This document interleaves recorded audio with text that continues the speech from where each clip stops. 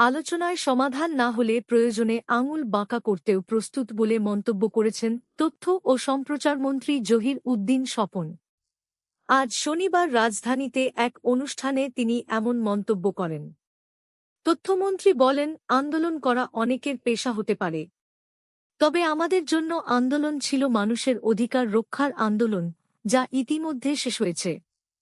যারা বিভিন্ন আন্দোলনের মাধ্যমে দেশকে অস্থিতিশীল করতে চাইছে তাদের সঙ্গে আলোচনার মাধ্যমে সমাধানের চেষ্টা করব। সমাধান না হলে আঙুল বাঁকা করতেও আমরা প্রস্তুত। এনসিপির সাম্প্রতিক কর্মকাণ্ডের দিকে ইঙ্গিত করে মন্ত্রী বলেন, এখন অনেকে সংসদের চেয়ে রাজপথকে বেশি প্রাধান্য দিচ্ছেন।